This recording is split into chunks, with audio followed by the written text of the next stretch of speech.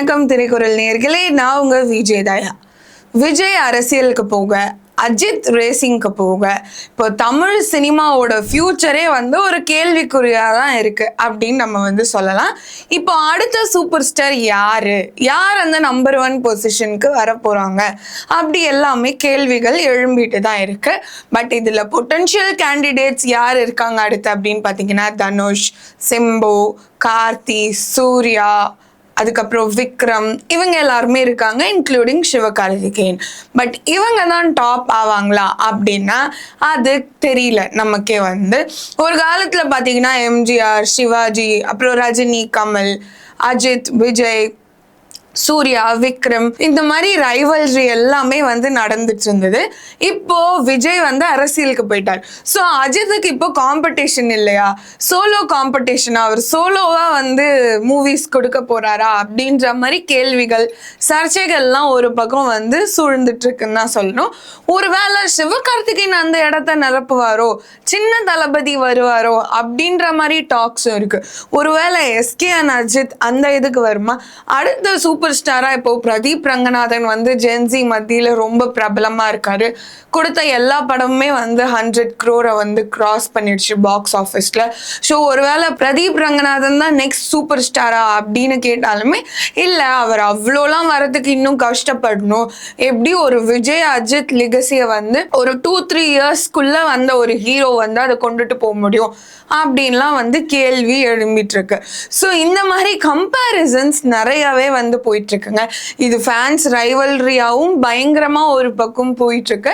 சரி வாங்க, அந்த காலத்துலேருந்து கம்பேரிசன்ஸ் எப்படி வந்தது, யார் யார் என்னென்ன பண்ணாங்கன்ற ஹிஸ்டரியை நம்ம பார்ப்போம்.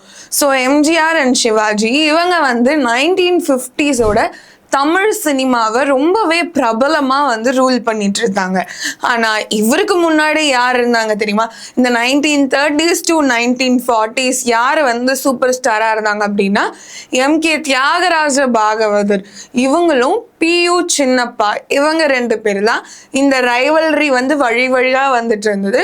இவங்களுக்கு அந்த கம்பேரிசன்ஸ் இவங்க தான் அதை ரூல் பண்ணாங்க. அதுக்கப்புறம் 1950s எம்.ஜி. ராமச்சந்திரன் மற்றும் சிவாஜி கணேசன், இது கூட ட்ரையோவா ஜெமினி கணேசனுமே ஆட் ஆகுறாரு. ஆனா இவர் இந்த ரொமான்டிக் ஹீரோ அப்படின்ற டைட்டில் வாங்கியதால இவரை கொஞ்சம் சைட்லைன் பண்ணிட்டு, இந்த முக்கியமான காம்படிஷனா it's always been MGR and Sivaji. 1950s to 1970s இவங்க பயங்கரமா காலிவுட் இண்டஸ்ட்ரியே ரூல் பண்ணாங்க அப்படின்னு சொல்லலாம். மாஸ் வெர்சஸ் கிளாஸ், எப்படி தலை வெர்சஸ் தளபதினு இருக்கோ அந்த காலத்துல சிவாஜி வெர்சஸ் எம்ஜிஆரை கிளாஸ் வெர்சஸ் மாஸ் அப்படின்னு தான் சொல்லுவாங்க. ஏன்னா எம்ஜிஆர் எப்பயுமே ஆக்ஷன் ஓரியன்ட் ஃபிலிம்ஸ் தான் ரொம்ப ப்ரிஃபர் பண்ணுவாரு. வயல் சிவாஜி கணேசன் ரொம்ப பர்ஃபார்மிங் ஓரியன்ட் ரோலா ப்ரிஃபர் பண்ணுவார். இதே லெகசியை எடுத்துட்டு போனது யார் அப்படின்னா ரஜினி அண்ட் கமல். ரஜினியுமே ஆக்ஷன் ஓரியன்ட் ரோல் தான் ப்ரிஃபர் பண்ணுவார். ஆனால் Kamal experimental performing oriented role. So இதுதான் இந்த லெகசியை அப்படியே வழி வழியாக காலிவுட் இண்டஸ்ட்ரிக்கு கேரி பண்ணிட்டு இருந்தது. எப்போ 1930sலேருந்து. ஸோ இப்போ 2026 இல்லையா, 100 ஆண்டுகளாக சினிமா அப்படி தான் இருக்க போகுது இந்த 2030 முடிஞ்சா. ஆனால் இப்போ 2026லேயே அடுத்ததான் யார் காலிவுட்டை லீட் பண்ணுவாங்க என்ன அப்படின்ற மாதிரி கேள்விகள் சூழ ஆரம்பிச்சிருச்சு. என்னதான் மாஸ் வெர்சஸ் கிளாஸ் அப்படின்ற ஒரு இது இருந்தாலுமே இவங்க 2 பேரும் சேர்ந்து கூண்டுக்கிளி அப்படின்னு 1954 நடிச்சிருக்காங்க. அண்ட் அந்த படம் செம ஃப்ளாப்பா இருந்தாலும் தனித்தனியா இவங்க சூப்பர் ஸ்டாரா இருந்ததுனால அதுக்கப்புறம் இவங்க 2 பேருமே எந்த படமும் நடிக்கல. இவர் அந்த ஆக்ஷன் ஓரியன்டா மக்களுக்கு நல்லது சொல்லணும்னு எம்ஜிஆர் போயிட்டாரு. சிவாஜி கணேசன் வெர்சடைலா இந்த பெர்ஃபார்மன்ஸ் ஓரியன்ட் ரோல் பக்கம் போயிட்டாரு.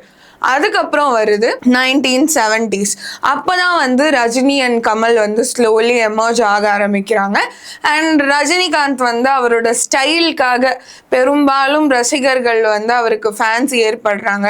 என்னப்பா இப்படி நடிக்கிறாங்க, அந்த சிகரெட் இப்படி போடுறது எல்லாமே ஸ்டைலாக இருக்கு. Kamal on the other hand performance பண்றாரு, அவரே படங்கள் எழுதுறாரு, யூனிக்கா என்ன கொடுக்கலான்னு. ஏன்னா அவர் மூவி ரொம்ப வெல் வர்ஸ்டா இருக்காரு, அவர் டைரக்ஷன்ல மட்டும் இல்லாமல் ஆக்டிங்கில் மட்டும் இல்லாமல் ஒரு நல்ல டெக்னீஷியனாகவும் இருக்காரு. ஸோ அதனால வந்து மூவிஸை எப்படி எக்ஸ்பெரிமெண்ட் பண்ணலாம் அப்படின்ற மாதிரி படங்கள் வந்து கொடுக்க ஆரம்பிச்சாங்க. ஆனால் ரஜினி அண்ட் கமல் சேர்ந்து தான் நடிச்சிட்டு இருந்தாங்க. அந்த படம் வந்து நல்லாவே கலெக்ட் பண்ணுச்சு அந்த டைம்ல. ஏன்னா ரெண்டு பேருமே வந்து அப்போ வந்துட்டு இருந்த காலம். கமல் முன்னாடியே வந்து லான்ச் ஆயிட்டாரு. ஸோ ரஜினி அவர்களுடைய அந்த லான்ச்சிங் டைம், அந்த இண்டஸ்ட்ரியோட ஸ்டார்டிங் பீரியட்ல கமல் கூட நிறைய படங்கள் பண்ணாங்க. அதுக்கப்புறம் கமல் தான் வந்து சொல்லியிருக்காரு, இந்த மாதிரி தனித்தனியாவே நம்ம பண்ணுவோம், ஸோ தட் உனக்கான மாஸ் ஆடியன்ஸை நீ பண்ண, நான் இந்த மாதிரி எக்ஸ்பெரிமெண்ட் சைடில் வந்து போறேன் அப்படின்ற மாதிரி. ஸோ அதனால ரெண்டு பேரும் புரிஞ்சுட்டாங்க. அதுக்கப்புறம் இவங்க யூனியன் நடக்கவே இல்லை. இப்போ அந்த யூனியன் படத்தை நெல்சன் இயக்க போறாரு. ஸோ அந்த படம் எப்படி இருக்க போகுது அப்படின்றது தான் நம்ம வந்து திரையுலகில் பார்க்க போறோம். அதுக்கப்புறமா அந்த டைம்ல வந்து சிவகுமார் ஐயாவோட பையனும் எஸ்எஸ்சி அவர்களோட பையனும் கொஞ்சம் கொஞ்சமா உள்ள வராங்க. அண்ட் சூர்யா விஜய் வந்து அப்போ ஈக்குவல் ஏஜ் அப்படின்றதுனால அவங்கக்கிட்ட கொஞ்சம் கம்பேர் பண்ணாங்க. Suriya fans versus Vijay fans எல்லாம் கிளாஷ் நடந்தது. பட் இது ரொம்ப பேசப்பட்ட ஒரு ரைவல்ரி காம்போ கிடையாது. அதுக்கப்புறம் அஜித் விஜய் வந்து உள்ள வந்துட்டாங்க. சூர்யா அப்படியே வந்து விக்ரம் கூட வந்து ஷிஃப்ட் பண்ணிட்டாங்க. பட் அஜித் விஜய் ரைவல்ரி எங்கேருந்து ஆரம்பிச்சது அப்படின்னு பார்த்தீங்கன்னா 1996 வந்து ஆரம்பிச்சிருக்கு. அதாவது விஜய் அவர்களுடைய கோயம்புத்தூர் மாப்பிள்ளை திரைப்படமும் அஜித் அவர்களுடைய வான்மதி திரைப்படமும் ஒன்னா வந்து லான்ச் ஆகுது.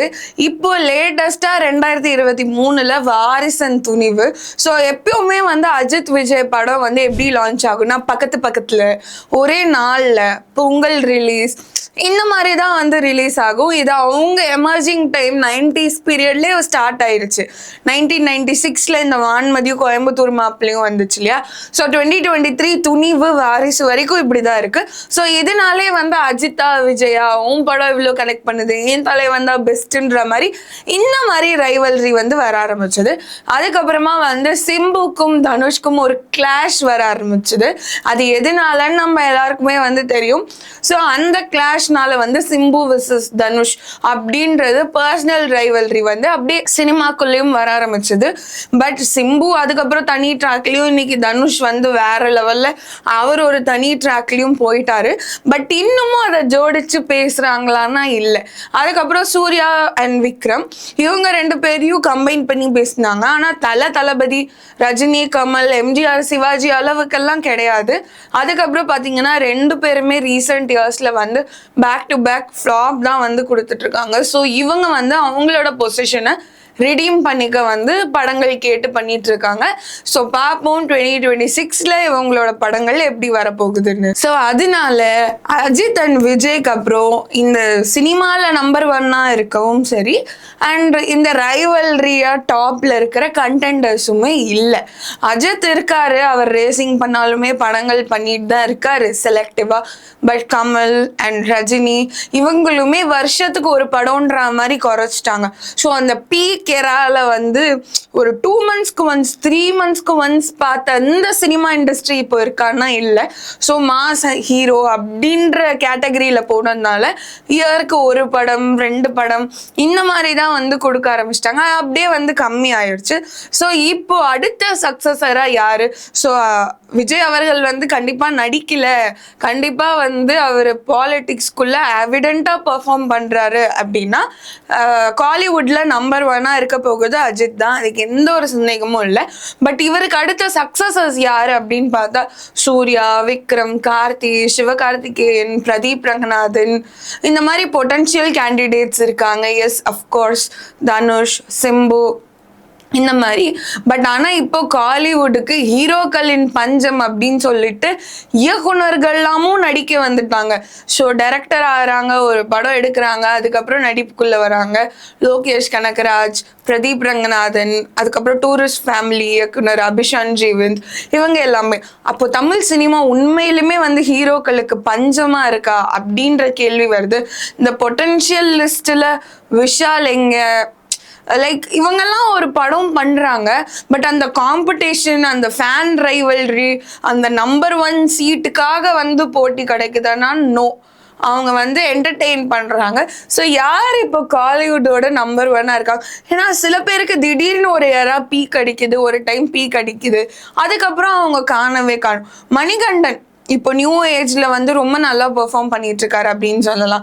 லைக் விக்ரம் வேதா வந்த டைம்ல இருந்து அதுக்கப்புறம் அவரோட குடும்பஸ்தன், குட் நைட் எல்லாமே நல்லா பெர்ஃபார்ம் பண்ணுச்சு. லவ்வர் எல்லாமே பேசப்பட்ட படம். ஆனா இப்போ மணிகண்டன் எங்க, அவரோட அடுத்த ஃபிலிம் அப்டேட் எங்கன்னா ஒரு கேப் விழுந்துருது. ஸோ ரொம்ப யோசிக்க வேண்டியிருக்கு. யார் இருக்காங்க அப்போ இண்டஸ்ட்ரியில வந்தாங்கல்ல 2000s அந்த ஹீரோ லிஸ்ட் அப்படி இருக்காங்க. பட் இந்த நியூ ஏஜ்ல வந்து டக்குன்னு ஷிஃப்ட் ஆயிட்டே இருக்கிற டைனமிக்ஸ்ல சக்சஸர் யாரா இருப்பாங்க என்ன அப்படின்றது தெரியல.